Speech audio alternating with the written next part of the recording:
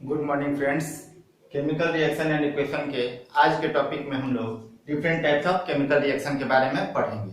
देखिए, केमिकल जगत में unlimited uncountable number of chemical reactions होते हैं और सारे के सारे केमिकल रिएक्शंस को अगर हम लोग एक ही टाइप से पढ़ेंगे तो उनको पढ़ना या उनके प्रॉपर्टीज को समझना बहुत डिफिकल्ट हो जाता है।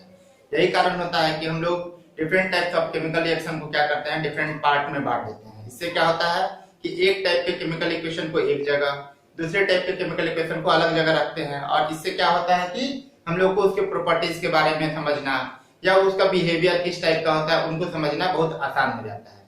तो उसी में आप लोगों के सिलेबस में हम लोग को different types of chemical reaction पढ़ना है। कुछ नाम इस टाइप के हैं: combination reaction, decomposition reaction, double displacement reaction और डिस्प्लेसमेंट रिएक्शन। ये चार टाइप के रिएक्शंस हम लोगों को आज के इस टॉपिक में पढ़ना है। अब उन केमिकल रिएक्शंस में हम लोग को फर्स्ट पढ़ना है कॉम्बिनेशन रिएक्शन। कॉम्बिनेशन रिएक्शन क्या होता है? तो कॉम्बिनेशन रिएक्शन कहने का मतलब व्हेन टू और मोर एलिमेंट या फिर कंपाउंड, व्हेन टू और मोर एलिमेंट और compound combine to form a new product is called combination reaction। लिखा हुआ है the reaction in which two or more substance either element or compound, या तो एलिमेंट हो सकता है या कंपाउंड हो सकता है, ठीक है, combine to form a single substance। इसका मतलब क्या हुआ? जब दो या दो से ज्यादा एलिमेंट या कंपाउंड कंबाइन करके एक नए कंपाउंड का फॉर्मेशन करेंगे तो उस रिएक्शन को हम लोग क्या बोलेंगे? उस रिएक्शन को बोलेंगे कॉम्बिनेशन रिएक्शन, ठीक है। उसमें एक एग्जांपल देखते हैं।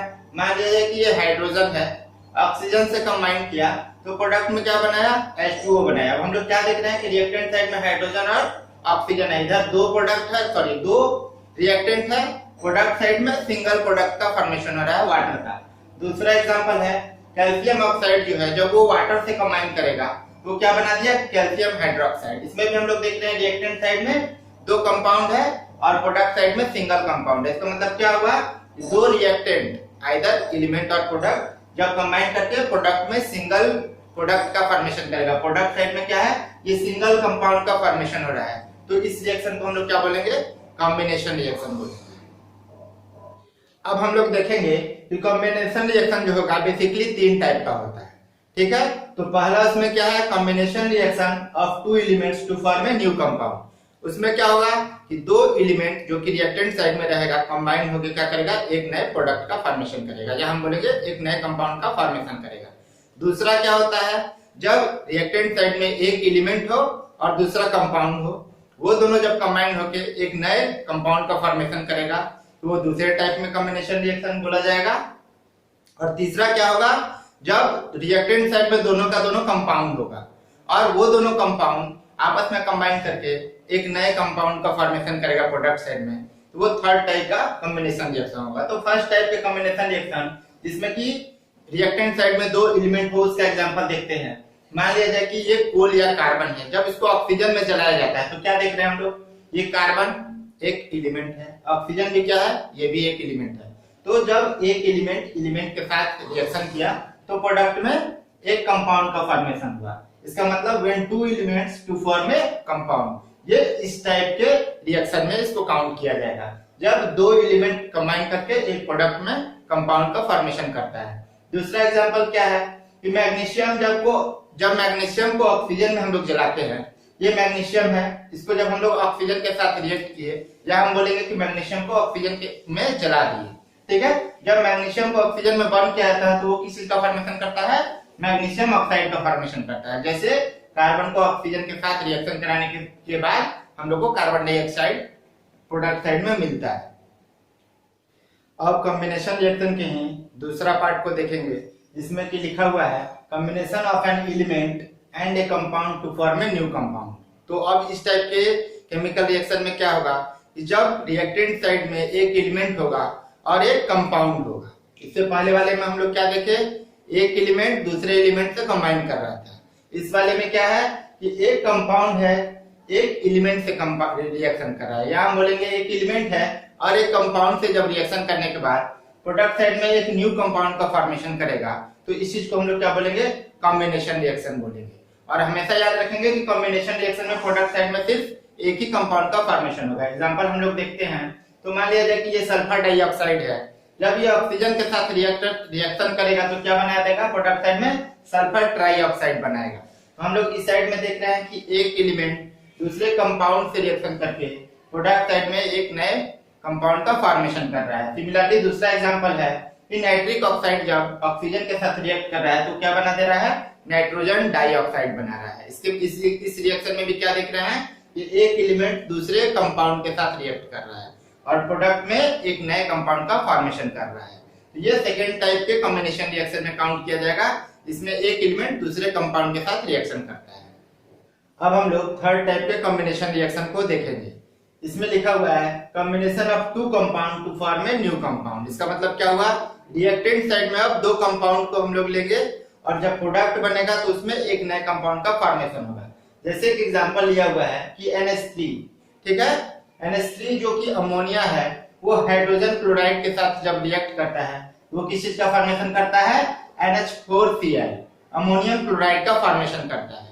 तो हम लोग क्या देख रहे हैं कि NH3 जो कि अमोनिया है वो एक कंपाउंड है, HCl जो कि हाइड्रोजन क्लोराइड है ये भी एक कंपाउंड है, और ये जब दोनों आपस में कंबाइन किया तो प्रोडक्ट साइड में एक नए कंपाउंड का फॉर्मेशन किया जिसका नाम था अमोनियम क्लोराइड। तो ठीक है, इसमें अब हम लोग देख रहे हैं कि ये गैस है, ये गैस है और ये सॉलिड है।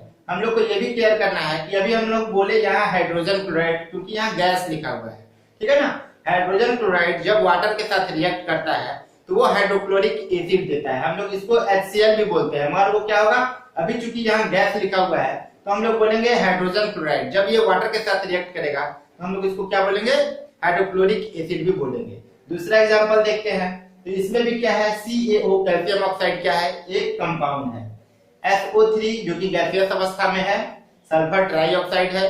ये दोनों कंपाउंड आपस में कंबाइन करके एक नए कंपाउंड का फॉर्मेशन किया जिसका नाम था कैल्शियम सल्फेट, CaSO4, और प्रोडक्ट साइड में ये सॉलिड अवस्था में हम लोग को मिला। इसका मतलब क्या हुआ, एक सॉलिड एक गैस से रिएक्ट किया, फॉर्मेशन किया सॉलिड का। इसमें क्या है, एक गैस से रिएक्शन किया, फॉर्मेशन किया एक सॉलिड का। तो इस टाइप से ये सारा का सारा कॉम्बिनेशन रिएक्शन होता है। तो हम लोग दूसरे वाले में देखेंगे डिकम्पोजिशन रिएक्शन। डिकम्पोजिशन रिएक्शन क्या होता है, the reaction in which a compound breaks up into two or more simple substances are known as decomposition reaction। तो डिकम्पोजिशन रिएक्शन में क्या होता है, जब एक कॉम्प्लेक्स कंपाउंड उसको रिएक्टेंट साइड में हम लोग उसमें कुछ प्रोसेस करते हैं। जैसे क्या लिखा हुआ है कि these reactions generally takes place when energy is supplied। इसका मतलब क्या होता है कि कोई भी कंपाउंड को ब्रेक करने के लिए हम लोग को उसमें कुछ एनर्जी सप्लाई करना पड़ता है। वो एनर्जी किस फॉर्म में हो सकता है, मे बी वो हीट के फॉर्म में हो सकता है, लाइट के फॉर्म में हो सकता है, या इलेक्ट्रिसिटी के फॉर्म में हो सकता है। तो कहने का मतलब हुआ जब एक कॉम्प्लेक्स कंपाउंड में हम लोग हीट, इलेक्ट्रिसिटी या लाइट पास कराते हैं या उसमें हम लोग एनर्जी का सप्लाई करते हैं तो वो दो या दो से अधिक सिंपल कंपाउंड में टूट जाता है। तो इस रिएक्शन को क्या बोलते हैं हम लोग, डिकम्पोजिशन रिएक्शन बोलते हैं। Decomposition reactions are reverse of combination reaction. हम लोग कॉम्बिनेशन रिएक्शन में क्या देखते थे कि रिएक्टेंट साइड में दो या दो से अधिक कंपाउंड या एलिमेंट होता था और वो कंबाइन करके प्रोडक्ट में एक सिंगल कंपाउंड का फॉर्मेशन करता था। मगर इसमें क्या है डिकम्पोजिशन रिएक्शन में कि एक सिंगल कंपाउंड है और वो आफ्टर द रिएक्शन क्या हो रहा है, टू और मोर सिंपल सबस्टेंस में ब्रेक हो रहा है। इसका मतलब क्या हुआ कि डिकम्पोजिशन रिएक्शन जो है वो कॉम्बिनेशन रिएक्शन का रिवर्स रिएक्शन होता है। अब डिकम्पोजिशन रिएक्शन बाय हीट हम लोग देखेंगे कि डिकम्पोजिशन रिएक्शन हीट के द्वारा कैसे होता है। तो इसमें लिखा हुआ है This reaction takes place when heat is supplied in the reactant side। इसका मतलब क्या हुआ, रिएक्टेंट साइड में कोई एक कॉम्प्लेक्स कंपाउंड होगा और जब हम लोग उसमें हीट सप्लाई करेंगे तो वो क्या करेगा, दो या दो से अधिक सिंपल कंपाउंड में ब्रेक कर जाएगा। जैसे कि एक एग्जांपल लेते हैं, ये लेड नाइट्रेट है PbNO3 का होल 2, ठीक है, ये सॉलिड होता है, ठीक है। अब हम लोग क्या किए, इसमें हीट सप्लाई कर दिए, यहाँ पर क्या किए, हीट सप्लाई किए। तो हीट सप्लाई होने के बाद क्या बन गया, ये अलग अलग सिंपल कंपाउंड में ब्रेक कर गया। पहला बना PbO, ठीक है, लेड ऑक्साइड, दूसरा NO2 नाइट्रोजन डाइऑक्साइड और तीसरा O2 ऑक्सीजन। तो हम लोग क्या देख रहे हैं कि एक कंपाउंड डिफरेंट सिंपल कंपाउंड में ब्रेक कर रहा है, इसीलिए हम लोग क्या बोलेंगे, ये एक डिकम्पोजिशन रिएक्शन है। और इसमें चूंकि हम लोग हीट का सप्लाई कर रहे हैं, हम लोग क्या बोलेंगे कि this decomposition reaction is occur by heat, ठीक है ना। तो एक कंपाउंड के हीट के द्वारा जब सिंपल कंपाउंड में टूटता है हम लोग इसको बोलते हैं डिकम्पोजिशन रिएक्शन बाय हीट।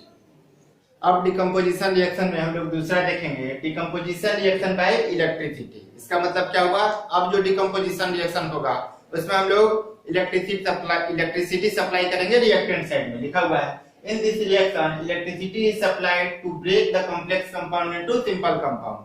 मतलब हम लोग क्या है, उसके रिएक्टेंट साइड में जब हम इलेक्ट्रिसिटी सप्लाई करते हैं वो एक कॉम्प्लेक्स कंपाउंड जो होता है वो different types of simple compound में ब्रेक कर जाता है। क्योंकि एक कंपाउंड डिफरेंट सिंपल कंपाउंड में ब्रेक करता है, इसीलिए हम लोग बोलेंगे वो क्या है, डिकम्पोजिशन रिएक्शन है। एक एग्जांपल है, मान लिया जाए ये वाटर है, ठीक है, एसिडिक वाटर हम लोग लेते हैं, उसमें कुछ एसिड का उसमें एडिशन कर देते हैं, ठीक है। जब हम लोग उस एसिडिक वाटर में क्या करते हैं, इलेक्ट्रिसिटी सप्लाई करते हैं, तो क्या होता है कि वो हाइड्रोजन गैस और ऑक्सीजन गैस में ब्रेक कर जाता है। तो हम लोग क्या देख रहे हैं, ये एक कंपाउंड सिंगल कंपाउंड जो है वो दो कंपाउंड में ब्रेक किया, इसीलिए ये एक डिकम्पोजिशन रिएक्शन है। और चूंकि इसको ब्रेक करने के लिए इलेक्ट्रिसिटी का यूज किया गया, तो हम लोग क्या बोलेंगे, ये इलेक्ट्रिसिटी के द्वारा डिकम्पोज हुआ रिएक्शन है, ठीक है। The process of decomposition of water by passing electric current is called electrolysis. Electrolysis क्या होता है, तो इलेक्ट्रिक करंट के द्वारा जब हम किसी वाटर को ब्रेक करते हैं तो इस चीज को हम लोग बोलते हैं इलेक्ट्रोलाइसिस। अब थर्ड रिएक्शन है डिकम्पोजिशन रिएक्शन बाय सनलाइट। तो इसमें क्या होगा, ये भी डिकम्पोजिशन रिएक्शन है, मगर इसमें अब हम लोग क्या करेंगे, रिएक्टेंट साइड में सनलाइट देंगे। सनलाइट देने के द्वारा क्या होगा, कोई भी एक कॉम्प्लेक्स कंपाउंड सिंपल कंपाउंड में ब्रेक होगा। तो this reaction is also called photochemical decomposition. जो रिएक्शन सन के रिएक्शन के द्वारा होगा, मतलब बोलेंगे जो डिकम्पोजिशन सनलाइट के द्वारा होगा, उसी रिएक्शन का दूसरा क्या नाम है, photochemical decomposition. This reaction takes place in front of the sunlight. तो ये सनलाइट के द्वारा ये रिएक्शन होता है। एग्जांपल हम लोग देखेंगे, जैसे कि सिल्वर क्लोराइड है 2AgCl जो कि सॉलिड है, जब हम लोग इसको सनलाइट देते हैं, इसका मतलब क्या हुआ कि इसको जब हम लोग सूरज की रोशनी में रखेंगे वो ब्रेक कर जाएगा। किस किस चीज में ब्रेक करेगा, तो सिल्वर में ब्रेक करेगा और क्लोरीन में ब्रेक करेगा। तो क्या हो रहा है, एक कंपाउंड के ब्रेक होने से दो एलिमेंट का फॉर्मेशन हो जा रहा है। तो इस रिएक्शन को हम लोग बोलेंगे डिकम्पोजिशन रिएक्शन। सेम टाइप का एक और रिएक्शन है जिसमें कि सिल्वर ब्रोमाइड है, ठीक है, 2AgBr जो कि सॉलिड अवस्था में है। जब हम लोग इसमें सनलाइट को देंगे तो क्या होगा, वो दो एलिमेंट में ब्रेक करेगा, पहला का नाम है सिल्वर, दूसरा है ब्रोमीन। तो इस टाइप से ये डिकम्पोजिशन रिएक्शन होगा जो कि सनलाइट के द्वारा एक्टिवेट होता है। तो इस रिएक्शन को क्या बोलेंगे, डिकम्पोजिशन रिएक्शन बाय सनलाइट या photochemical decomposition.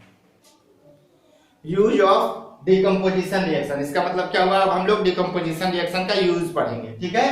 The decomposition reaction are used in extraction of metal.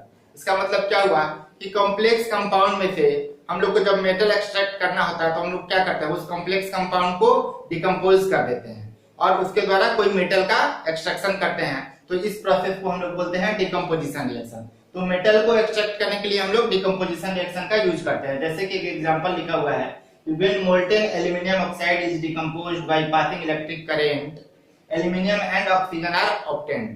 तो मोल्टेन एल्यूमिनियम किसको बोलेंगे, तो कोई कंपाउंड जो होता है, मान लीजिए कोई सॉलिड कंपाउंड है, जब उसको बहुत ज्यादा हीट देते हैं तो वो क्या होता है कि वो सॉलिड स्टेट से लिक्विड स्टेट में कन्वर्ट कर जाता है। तो उस चीज को हम लोग बोलते हैं मोल्टेन स्टेट, ठीक है ना। तो जब मोल्टेन एल्यूमिनियम ऑक्साइड को हम लोग क्या करेंगे, अब उस मोल्टेन एल्यूमिनियम ऑक्साइड में जब हम लोग इलेक्ट्रिसिटी पास करेंगे तो ये एक जो कंपाउंड कॉम्प्लेक्स कंपाउंड है वो छोटे छोटे एलिमेंट्स में टूट गया। तो इससे हम लोग को क्या मिला, एक प्योर एल्यूमिनियम का एलिमेंट मिल जाता है। तो हम लोग इस टाइप से बोल सकते हैं कि मेटल के एक्सट्रैक्शन के लिए हम लोग डिकम्पोजिशन रिएक्शन का यूज करते हैं। अब हम लोग देखते हैं कि पहले भी आपको पढ़ाया गया है कि इंडोथर्मिक रिएक्शन क्या होता है, कि जिसमें हीट या एनर्जी का सप्लाई किया जाता है उसको हम लोग इंडोथर्मिक रिएक्शन बोलते हैं।